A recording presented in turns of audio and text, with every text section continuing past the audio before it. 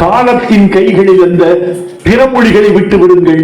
தாய்மொழிதான் உங்களுக்கு லட்சியம், தாய்மொழிதான் உங்கள் முகம், தாய்மொழிதான் உங்கள் முகவரி. எனவே தாய்மொழியை கற்றுக்கொண்டு எந்த மொழியும் கற்றுக்கொள்வதற்கு காலமே எங்களுக்கு கட்டளையிடு என்று சொல்லுங்கள். மதுரை கலைஞர் நூற்றாண்டு நூலக வளாகத்தில் வெற்றி தமிழர் பேரவையின் 1ஆம் ஆண்டு விழா சிறப்பாக நடைபெற்றது.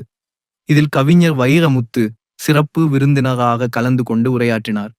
இந்த நிகழ்ச்சியில் பல்வேறு இலக்கிய மற்றும் சமூக அமைப்புகளைச் சேர்ந்தவர்கள் பங்கேற்றனர். அந்த நிகழ்ச்சியில் சிறப்புரையாற்றிய கவிஞர் வைரமுத்து, தமிழ்நாட்டில் அரசு பள்ளிகளில் மாணவர்களின் சேர்க்கை எண்ணிக்கை இந்த ஆண்டு சடசடவென்று சரிந்திருக்கிறது என புள்ளி விபரங்கள் வந்துள்ளது. அது சரியக்கூடாது. தனியார் பள்ளிகளுக்கு நிகராக அரசு பள்ளிகளில் வசதி ஏற்படுத்த வேண்டும் என தமிழ்நாடு அரசுக்கு கோரிக்கை விடுத்துள்ளார். நான் உணர்ந்து சொல்லக்கூடிய வார்த்தை மகிழ்ச்சி என்பது. ஏன் தெரியுமா?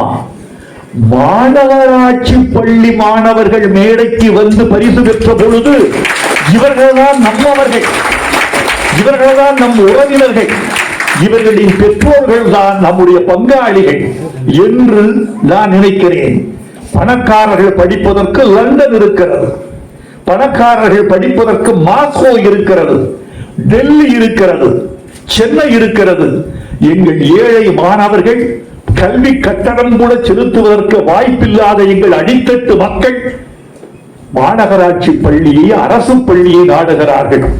இந்த நேரத்தில் நான் தமிழ்நாடு அரசுக்கு ஒரு கோரிக்கை வைக்கிறேன். இந்த ஆண்டு வந்திருக்கிற செய்திகள் மகிழ்ச்சியாக இல்லை. இந்த ஆண்டு வந்திருக்கிற புள்ளி விவரங்கள் தமிழ்நாட்டில் அரசு பள்ளிகளில் சேருகிற மாணவர்களின் எண்ணிக்கை சடசடவென்று சரிந்திருக்கிறது என்று ஒரு குறிப்பு வருகிறது. சரியக்கூடாது.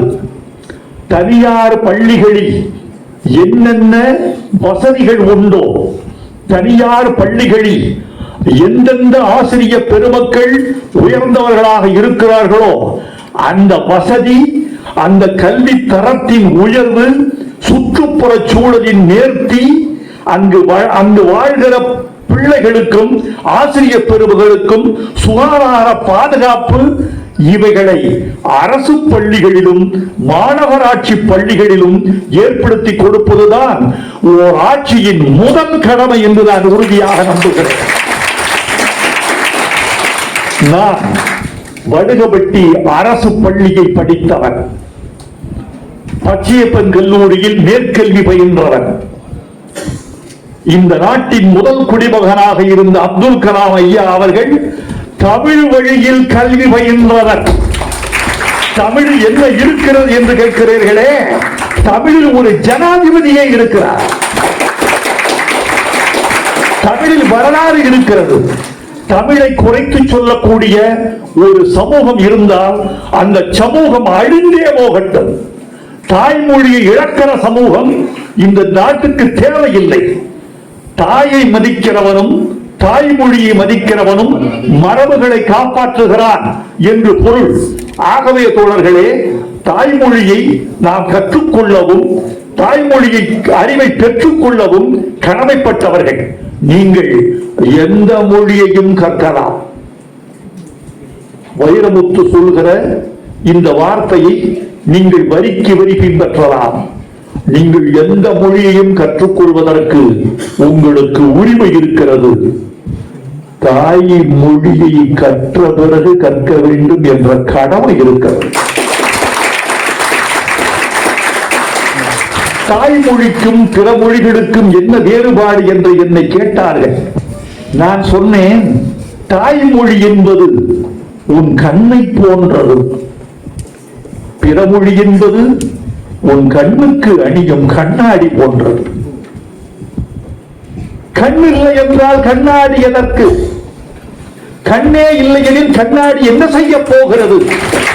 முதலில் கண் என்ற தாய்மொழி இருக்கட்டும். அதற்கு பிறகு ஆங்கில கண்ணாடி அணிந்து கொள், ஸ்பானிஷ் கண்ணாடி அணிந்து கொள், மாண்டரின் கண்ணாடி அணிந்து கொள், ஜெர்மன் கண்ணாடி அணிந்து கொள், பிரெஞ்சு கண்ணாடி அணிந்து கொள், ஹிந்தியையும் கற்க வேண்டும் என்றால் கற்றுக்கொள். இவ்வளவு லிபரலா ஒரு தமிழ் கவிஞன் பேசுவானா? இவ்வளவு சொல்றான். கடைசியில் இந்தியும் கற்றுக்கொள்ள வேண்டும் என்று தேவை இருந்தால் கற்றுக்கொள்.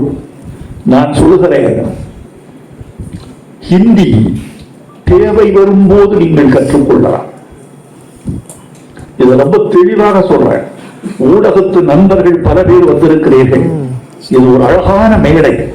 இந்த மாதிரி மேடை எல்லாம் எல்லா இடத்திலும் அமையாது தோழர்களே.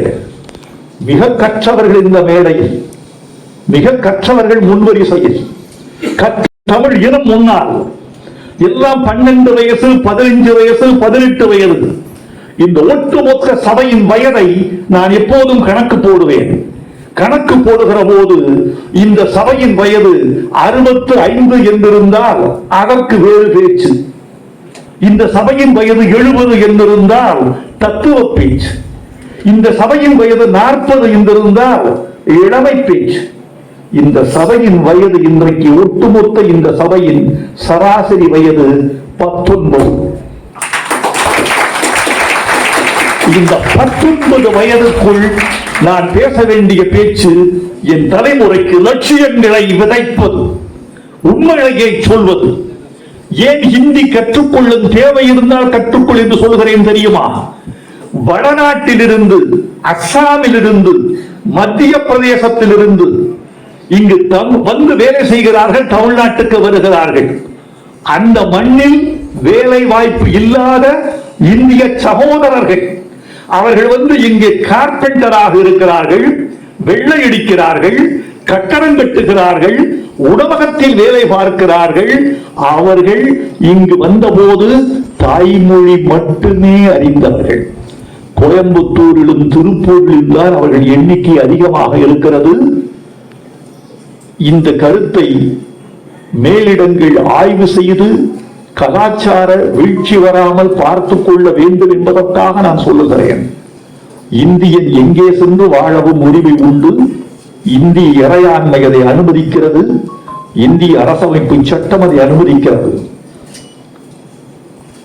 அவர்கள் தமிழ்நாட்டுக்கு வந்தார்கள். வந்தபோது ஒருவனுக்கு அசாமி தெரியும், ஒருவனுக்கு இந்தி தெரியும், ஒருவனுக்கு பீகாரி தெரியும். வந்தார்கள். வந்து 2 ஆண்டுகளில் நம்மளோடு உறவாடி உறவாடி உரையாடி உரையாடி தமிழ் பேசுகிறார்கள். அவனுக்கு தாய்மொழியும் தெரியும், நம்முடைய தாய்மொழியாகிய தமிழும் தெரியும். அவனுக்கு தமிழ் யார் கற்றுக் கொடுத்தது? வகுப்பு அனுப்பினீர்களா? காலம் அவனை தமிழ் கற்றுக்கொள்ள வைத்தது. தமிழர்கள் தமிழ்நாட்டை விட்டு வேறு ஊருக்கு சென்றால், வேறு மாநிலங்களுக்கு சென்றால் காலம் அவர்களுக்கு அந்தந்த மொழியை கற்றுக் கொடுக்கும். எனவே காலத்தின் கைகளில் அந்த பிற மொழிகளை விட்டு விடுங்கள். தாய்மொழிதான் உங்களுக்கு லட்சியம், தாய்மொழிதான் உங்கள் முகம், தாய்மொழிதான் உங்கள் முகவரி. எனவே தாய்மொழியை கற்றுக்கொண்டு எந்த மொழியும் கற்றுக்கொள்வதற்கு காலமே எங்களுக்கு கட்டளையிடு என்று சொல்லுங்கள்.